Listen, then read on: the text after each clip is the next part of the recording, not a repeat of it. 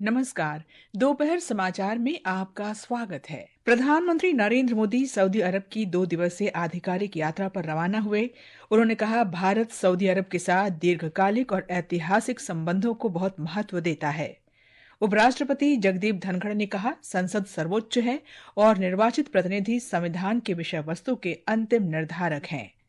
वित्त मंत्री निर्मला सीतारामन ने कहा, 2047 तक विकसित राष्ट्र बनने की भारत की यात्रा केवल एक आकांक्षा नहीं बल्कि एक साझा राष्ट्रीय मिशन है। जम्मू कश्मीर के रामबन जिले में राहत अभियान जोरों पर।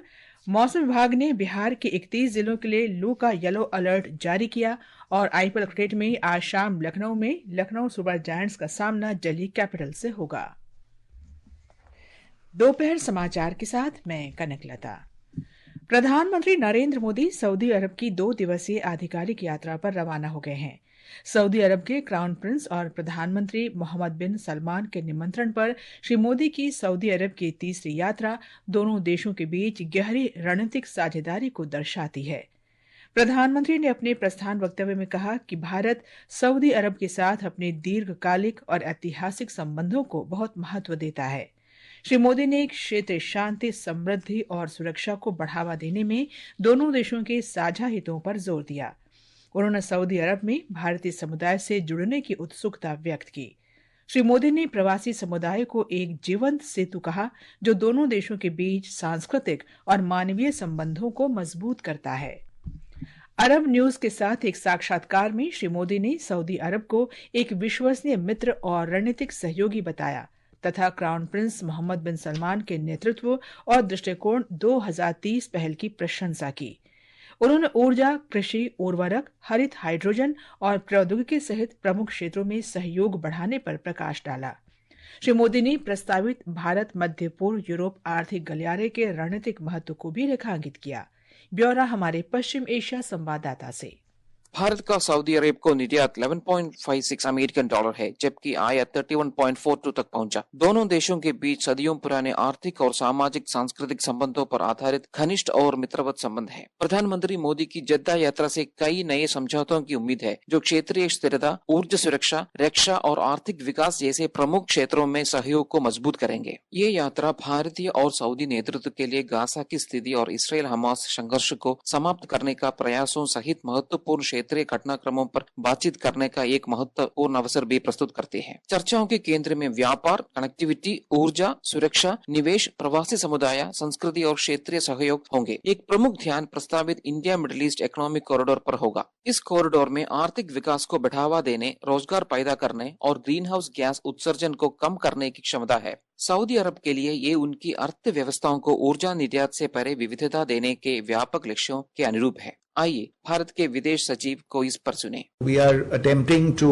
give more substance to the partnership. The opening of defense procurement is one major area. प्रधानमंत्री मोदी की यात्रा पर जद्दा में भारतीय प्रवासी समुदाय ने अत्यधिक उत्साह और गर्व व्यक्त किया है। Hi, my name is Manhar Musafir. As a person who has been born and brought up here in Saudi Arabia, I'm really excited for Prime Minister Narendra Modi's visit, and I really hope this brings about more cultural, foreign trade, and more technical advancements among both the countries, and it deepens the already strong bonds. Hi, I am Selina Musafir. Last 4 decades I am here. This is the first opportunity for our Prime Minister Modi ji. Really excited. Vinod Kumar, Akashvani news, Jeddah.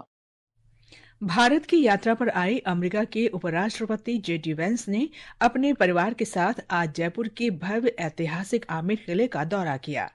मुख्यमंत्री भजन लाल शर्मा और उप मुख्यमंत्री दिया कुमारी ने किले में उनका स्वागत किया। ब्यौरा हमारे संवाददाता से। श्री वेंस अपने परिवार के साथ आज सुबह करीब 9 बजे यूनेस्को विश्व धरोहर स्थल पहुंचे। वेंस परिवार के स्वागत के लिए राजस्थान के पारंपरिक कच्छी घोड़ी, घूमर और कालबेलिया लोक नृत्यों की प्रस्तुति दी गई। इस प्रस्तुति में वेंस परिवार को राजस्थान की जीवंत संस्कृति की झलक देखने को मिली। श्री वेंस आज दोपहर जयपुर में भारत अमेरिका व्यापार संबंधों के भविष्य पर बिजनेस समिट को संबोधित करेंगे। जयपुर से जितेंद्र द्विवेदी की रिपोर्ट के साथ समाचार कक्ष से राजेश मीणा। ये समाचार आकाशवाणी से प्रसारित किए जा रहे हैं। ताज़ा समाचार जानने के लिए आप हमारे social media handle @AIR news Hindi को फॉलो कर सकते हैं। बच्चा हो रहा है बड़ा, 6 महीने होने को आए, मन में है कई प्रश्न, तो आज हमसे सुनिए उपाय। जन्म के 6 माह बाद बच्चे को हल्का भोजन खिलाएं। पोषण का ध्यान रखकर भविष्य को मजबूत बनाएं। अंडा हो या मांस मछली पसंद का ले साथ। पीस कर खिलाएं सब्जियां तो बन जाएगी बात। स्तनपान भी रहेगा जारी। मन में कोई शंका न लाएं। कोई समस्या लगे तो नजदीक की आंगनबाड़ी केंद्र में जाएं। स्वस्थ रहेगा तन तो मजबूत होगा जीवन, क्योंकि सही पोषण तो देश रोशन। महिला एवं बाल विकास मंत्रालय द्वारा जनहित में जारी।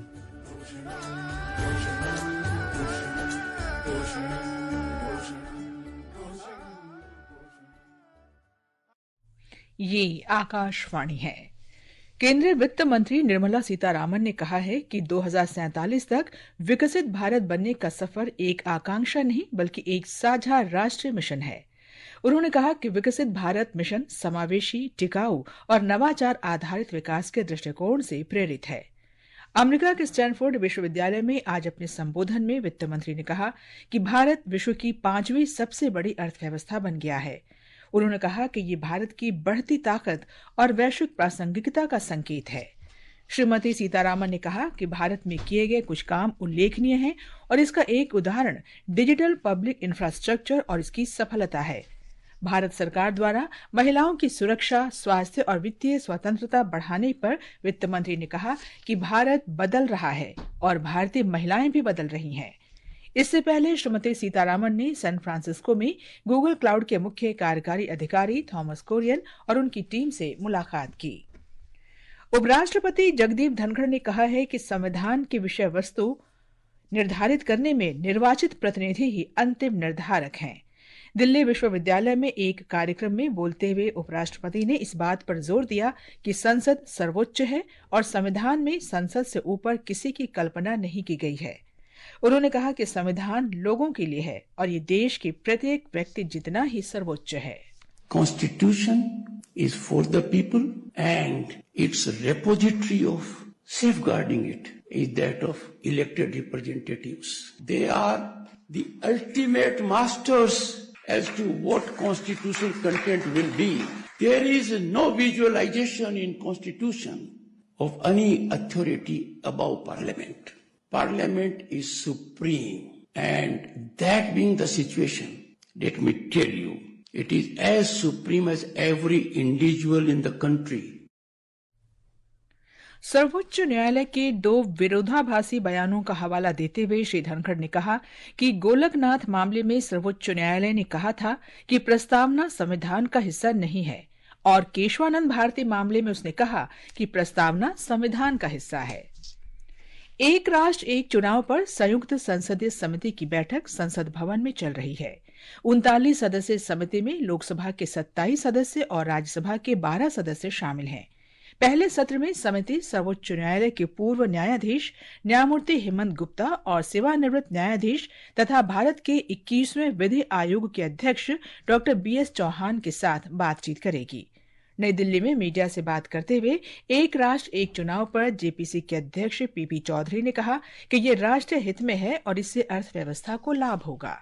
वन नेशन वन इलेक्शन देश के हित में है, क्योंकि इससे अर्थव्यवस्था में बड़ा इजाफा होगा और जो असुविधा होती है, इनडायरेक्ट नुकसान होता है, चाहे हमारे एजुकेशन सिस्टम को हो, बच्चों को हो, चाहे टीचर्स का इन्वॉल्वमेंट हो, चाहे पैरामिलिट्री फोर्सेस का इन्वॉल्वमेंट हो, चाहे इलेक्शन कमीशन के स्टाफ का इन्वॉल्वमेंट हो। अगेन एंड अगेन एक साल में 5-6 इलेक्शन होते हैं और चाहे गवर्नेंस का हो और चाहे लॉजिस्टिक का हो, सारी चीजें हम देखें तो करीब 1.5% GDP का साइमल्टेनियस इलेक्शन से देश को फायदा होगा। केंद्रीय सामाजिक न्याय और अधिकारिता मंत्री डॉक्टर वीरेंद्र कुमार ने कहा है कि समाज के अंतिम पंक्ति तक के व्यक्ति को आर्थिक, सामाजिक और शैक्षणिक रूप से सशक्त किए बिना वास्तविक विकास की कल्पना नहीं की जा सकती। नई दिल्ली में सामाजिक न्याय पर चर्चा 2025 को संबोधित करते हुए डॉक्टर कुमार ने ये बात कही। पंडित दीनदयाल उपाध्याय जी ने, डॉक्टर भीमराव अम्बेडकर जी ने ऐसे ही समाज की कल्पना की थी कि समाज के सबसे अंतिम पंक्ति के अंतिम छोर पर रहने वाले व्यक्ति को जब रहने के लिए मकान मिल जाए, पहनने के लिए कपड़ा मिल जाए, अस्वस्थ होने पर उसको दवाइयां मिल जाएं, उसके बच्चों को शिक्षा के अच्छे प्रबंध मिल जाएं, तभी सही मायने में सामाजिक न्याय के विकास की अवधारणा पूरी होती है। भारत ने दूरसंचार विभाग में संयुक्त वायरलेस सलाहकार एम रेवती को अंतर्राष्ट्रीय दूरसंचार संघ ITU में रेडियो संचार ब्यूरो के निदेशक पद के लिए अपना उम्मीदवार नामित किया है। संचार मंत्रालय ने एक बयान में कहा कि उनकी उम्मीदवारी देश के वसुधैव कुटुंबकम के दृष्टिकोण और समावेशी डिजिटल विकास के लिए इसके प्रयास को दर्शाती है, जिससे विकासशील देशों को लाभ होगा। जम्मू कश्मीर के रामबन जिले में राहत अभियान जोरों पर है। इस क्षेत्र में 1486 बिजली ट्रांसफार्मर फिर से बहाल कर दिए गए हैं। केंद्रीय मंत्री डॉक्टर जितेंद्र सिंह ने बताया कि सभी 1762 बिजली ट्रांसफार्मरों में बिजली आपूर्ति बहाल की जा रही है, जबकि शेष 276 पर कार्य जारी है। डॉक्टर सिंह ने कहा कि राष्ट्रीय राजमार्ग कल तक आंशिक रूप से बहाल हो जाने की संभावना है। जम्मू कश्मीर के मुख्यमंत्री उमर अब्दुल्ला ने बाढ़ की स्थिति का निरीक्षण करने के लिए आज घटनास्थल का दौरा किया। हाल ही में रामबन जिले में तेज हवाओं और कई भूस्खलन के कारण लोगों की जान गई और संपत्तियों को नुकसान पहुंचा। ये समाचार हमारी वेबसाइट www.newsonair.gov.in और हमारे न्यूज ऑन एआईआर ऐप पर भी उपलब्ध हैं। दोपहर समाचार में आपका फिर स्वागत है। विश्व में पर्यावरण संरक्षण प्रयासों में समर्थन के लिए आज पृथ्वी दिवस मनाया जा रहा है। 1969 में यूनेस्को शिखर सम्मेलन में सुझाव के बाद पहली बार 1970 में पृथ्वी दिवस मनाया गया था। इस वर्ष पृथ्वी दिवस का विषय है हमारी शक्ति हमारा ग्रह। एक रिपोर्ट।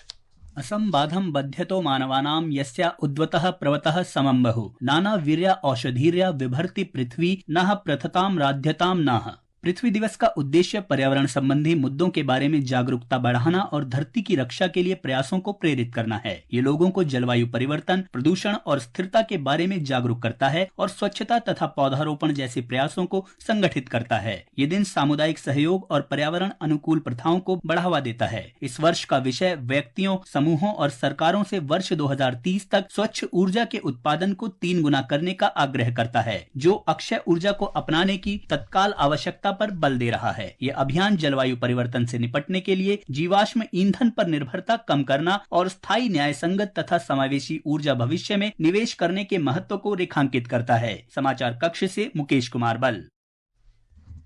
गृह मंत्री अमित शाह ने विश्व पृथ्वी दिवस के अवसर पर लोगों को शुभकामनाएं दी हैं। एक सोशल मीडिया पोस्ट में उन्होंने कहा कि पृथ्वी जीवन का पोषण करती है और विकास तथा उद्भव के लिए आवश्यक पारिस्थितिकी तंत्र के संतुलन को बनाए रखती है। कैलाश मानसरोवर यात्रा कोविड के 4 वर्ष बाद 30 जून से फिर शुरू होने जा रही है। ये यात्रा उत्तराखंड सरकार और विदेश मंत्रालय के संयुक्त निरीक्षण में आयोजित होगी। भारतीय वायुसेना के द्वारा बिहार एयर शो कार्यक्रम में वायुसेना की सूर्य किरण टीम ने आज पटना में मनमोहक हवाई करतब और शानदार एयर शो से लोगों को मंत्रमुग्ध कर दिया। 2 दिवसीय कार्यक्रम में वायुसेना के सूर्य किरण विमानों के प्रदर्शन और करतब शामिल हैं। 9 हॉक लड़ाकू विमानों ने भी हैरत अंगेज करतब और हवाई कलाबाजी का प्रदर्शन किया। मौसम विभाग ने बढ़ती गर्मी के कारण बिहार के 31 जिलों के लिए येलो अलर्ट जारी किया है।